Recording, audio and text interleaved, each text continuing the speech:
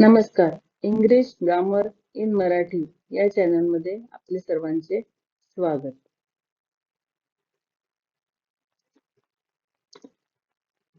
आज आपण पाहणार आहोत uses of this and that. This आणि दॅट या शब्दांचा वाक्यांमधला वापर आज आपण शिकणार आहोत. धिस म्हणजे मराठीमध्ये हा, ही, हे. धिस हा शब्द आपल्या जवळ असलेली एक व्यक्ती, प्राणी किंवा वस्तू दाखवण्याचे काम करतो. This is a dog. हा कुत्रा आहे. कुत्रा हा आपल्या जवळ आहे म्हणून तो दर्शवण्यासाठी आपण धिस या शब्दाचा वापर केला. This is a dog. हा कुत्रा आहे. This is a table. हा टेबल आहे. This is a bat. ही बॅट आहे. This is a book. हे पुस्तक आहे. This is a pen. हा पेन आहे. या ठिकाणी 5 वाक्य आपण पाहिली. 5ही वाक्यांमध्ये धिस हा शब्द आपण वापरलेला आहे. धिस हा शब्द आपल्या जवळ असलेली एखादी व्यक्ती दाखवण्यासाठी, प्राणी दाखवण्यासाठी किंवा वस्तू दाखवण्यासाठी आपण वापरत असतो. धिस या शब्दाचा वाक्यांमध्ये वापर करून आपण अनेक छोटी छोटी वाक्य तयार करू शकतो.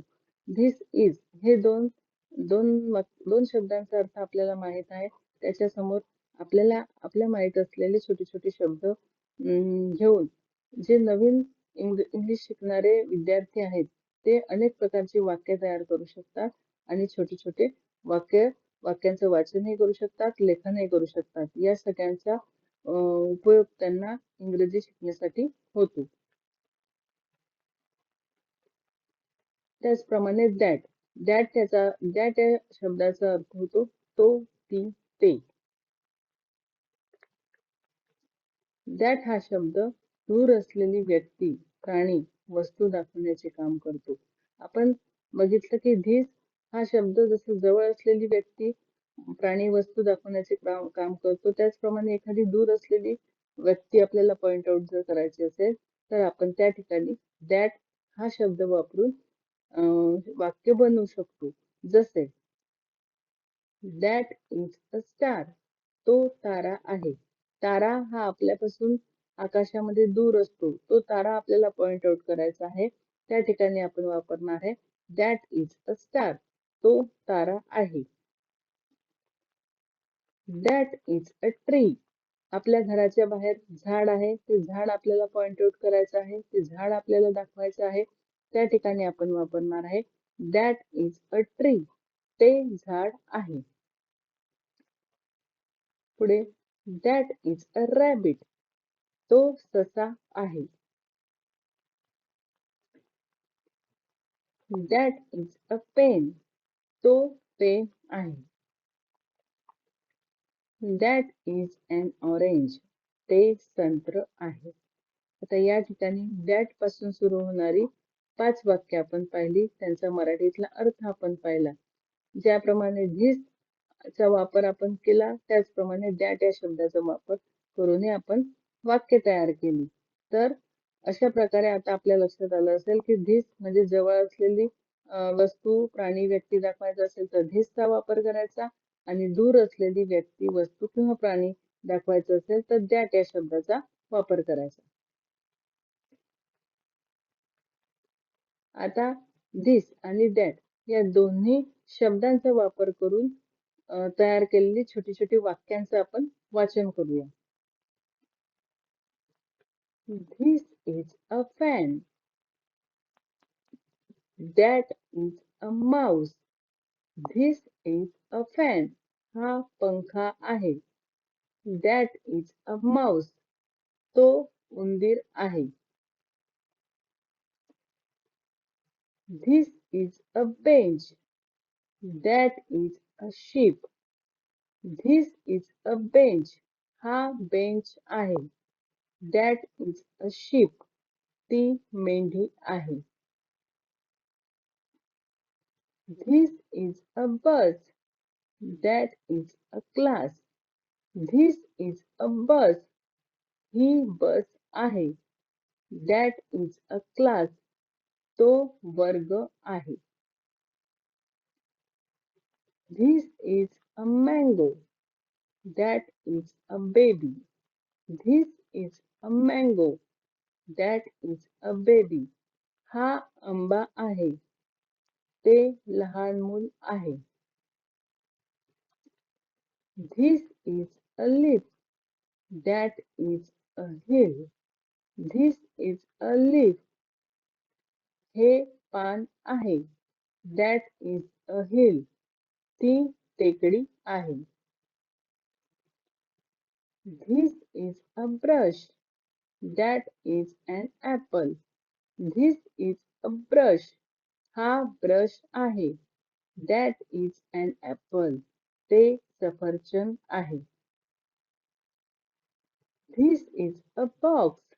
That is an eagle. This is a box. हा खोका आहे. That is an eagle. ते घुबड आहे. अशा प्रकारे धिस आणि दॅटचा वापर केलेली वाक्यांचं आपण वाचन केलं. आता पुढे आपण पाहणार आहोत काही मराठी वाक्य लिहिलेली आहेत. ह्या मराठी वाक्यांना आपल्याला इंग्रजीमध्ये ट्रान्सलेट करायचं आहे. ट्रान्सलेट करत असताना आपला धिस आणि दॅटचा सरावही होणार आहे. ते छोट्या छोट्या शब्दांचाही आपला सराव होणार आहे आणि आपला आत्मविश्वास जो आहे तो वाढणार आहे. तर या ठिकाणी हा एक घरचा होमवर्क तुम्ही समजू शकता. या ठिकाणी आपण यांचं मराठीतलं वाचन घेऊ.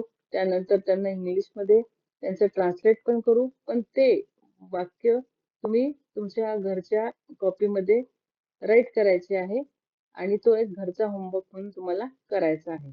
तर आपण पहिल्यांदा वाचन करूया वाक्यांचं. पहा. तो कोल्हा आहे. That is a fox. हा रस्ता आहे. This is a road. हा राजू आहे. This is Raju. ते दुकान आहे. That is a shop. ते घर आहे. That is a house. ही चाबी आहे. धिस इज अ की. ही शाळा आहे. ती मुंगी आहे. ही शाळा आहे. This is a school. ती मुंगी आहे. That is an ant. हे घरटे आहे. This is a nest. ही बंदूक आहे. This is a gun. तो मुलगा आहे. That is a boy. तो सिंह आहे. That is a lion. आता ही जी मराठीतली वाक्य आहे इंग्लिशमध्ये ट्रान्सलेट करताना धिस आणि दॅटचा वापर करून ट्रान्सलेट करायचे आहेत. आणि हा आपला सगळ्यांचा घरचा अभ्यास आहे. हा आपला गृहपाठ आहे. हा आपला होमवर्क आहे. आता या ठिकाणी काही शब्द हे तुम्हाला सरावासाठी देत आहे. ह्या शब्दांचा तुम्ही आपल्या वाक्यांमध्ये उपयोग करू शकता आणि चांगल्या प्रकारे जास्तीत जास्त वाक्य बनवू शकता. तर या शब्दांचं एकदा वाचन घेऊया आणि तुम्ही घरी या शब्दांपासून धिस आणि दॅटचा वापर करून वाक्य बनवायचे आहे. तर पहा. GOAT गोट. VAN van. UMBRELLA umbrella. LOCK lock. MONKEY monkey. MUG mug. DOOR door. COT cot. ERASER eraser. HOTEL hotel. अशा प्रकारे हे काही वर्ड्स आपण पाहिलेले आहेत. या वर्ड्सचा वापर तुम्ही वाक्यांमध्ये करा आणि जास्तीत जास्त वाक्य बनवून इंग्रजीचा सराव करा. धन्यवाद.